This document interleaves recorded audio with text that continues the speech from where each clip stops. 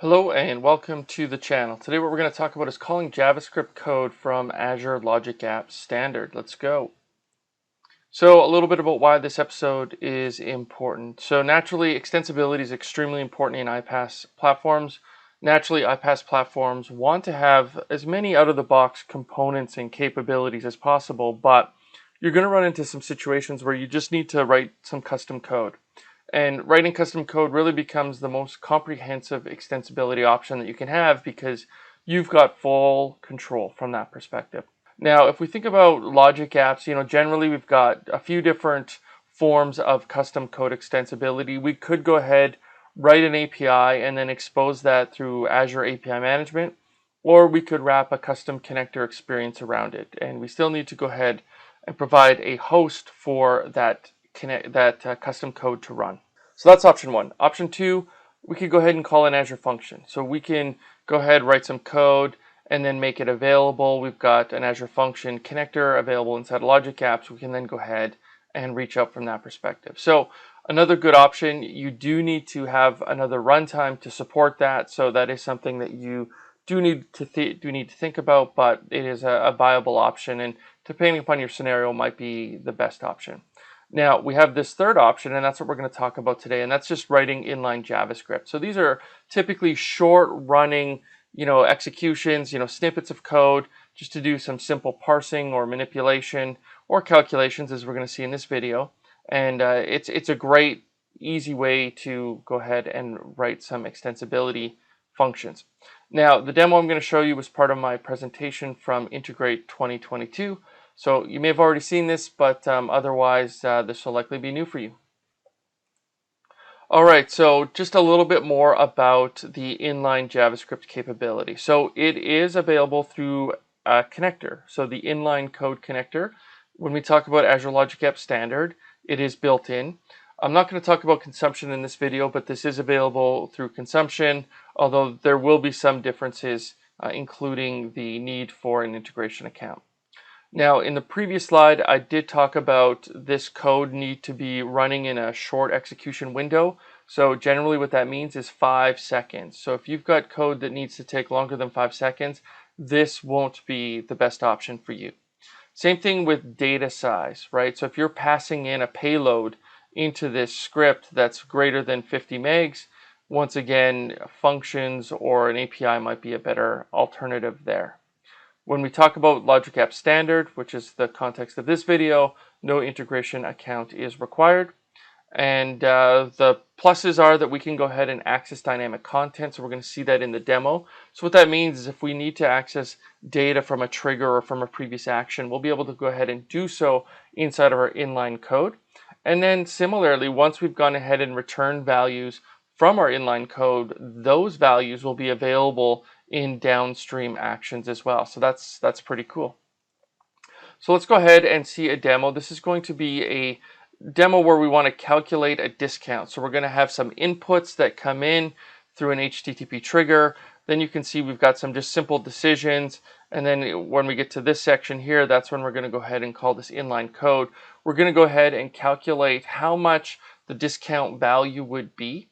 So for example, if someone passes in a code and there's 15% off and the total amount is $100, then we're going to give them $15 off.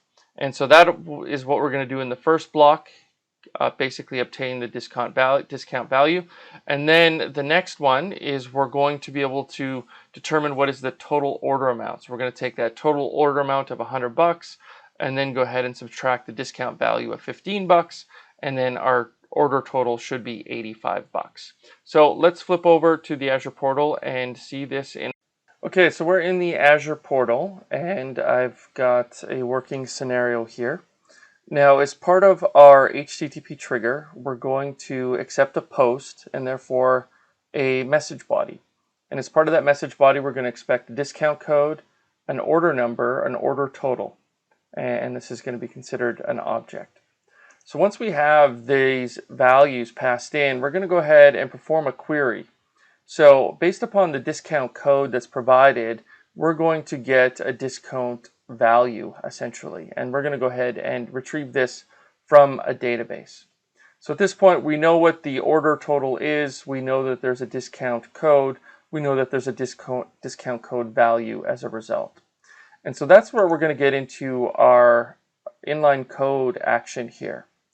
This is going to allow us to calculate what is the value of our discount itself. So as I mentioned in the video, or the slides rather, that we could go ahead and access data from triggers and actions.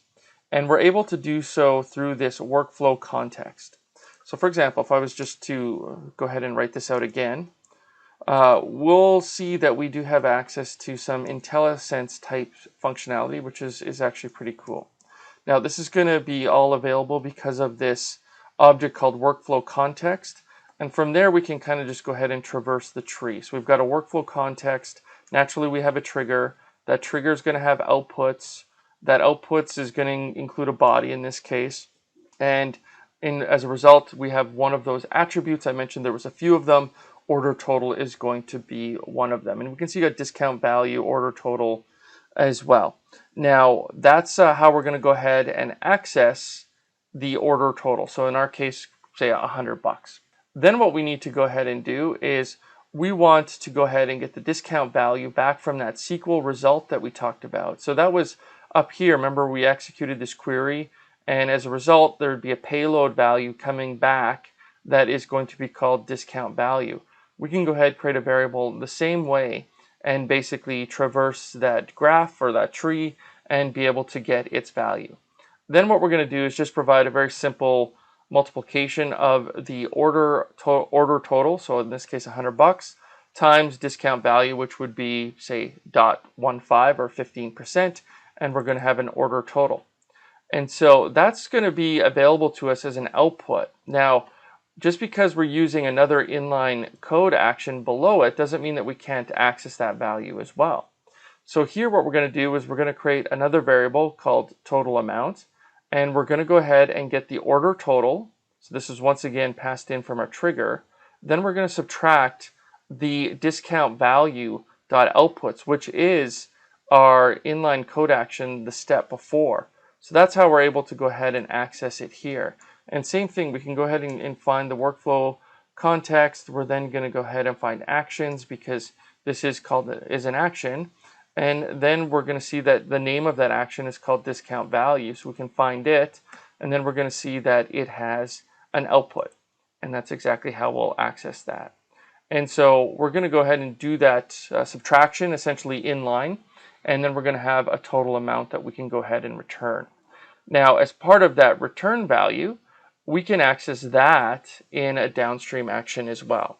So we're going to return a response back through an HTTP response, and here we've got a very simple JSON message, and you can see that we're using the outputs from our discount value action, but then we've got a net total attribute, which is going to be the result of our order total amount. So this works just like any other dynamic content would, where we have access to that information. So it's pretty cool how this has all been integrated in like through the designer and be able to understand all of these different JSON schemas that are being used. And so this is actually quite powerful. So let's now flip over to Postman, and we'll go ahead and run this. All right, so we're in Postman. We've got a post to our endpoint, and this is being protected by APIM, but APIM is not doing any sort of transformation as part of this request. It's just forwarding it onto our Logic app. So we've got this payload of an order number, an order total, so $100, and then a discount code. And what we can see is that this discount code is going to be worth 15%. So we'll go ahead and just send that request across, and then we'll get a response indicating that our discount value was 15%. Our net total is $85. So let's flip over to the run history and then just see exactly how this all ran inside of Logic Apps. Okay, so here is our run instance. So let's take a look at our inbound request. You can see that we've got our discount code, order number, order total. If we go ahead and look at our query, we can see that, yes, our discount value is 15% or 0.15. We'll then head down to our discount value. And once again, we can go ahead and see inputs and outputs. So here we've got our inputs, the raw inputs that were provided, and then we've got the raw outputs, in this case, $15. Then if we head over to the next inline code, we will be able to go ahead and once again see what was returned from that function as well. And so it does give you a good opportunity to, while you don't get necessarily live debugging or breakpoints, you do have some traceability or observability through using the run history itself. All right, so that concludes another video on the channel. Thanks for checking it out. Like, subscribes, comments, always welcome, so feel free to go ahead and action that. Otherwise, if you're not following me on Twitter, go ahead and find me at Weirzy. I'd love to hear from you. Thanks again, and we'll chat with you soon.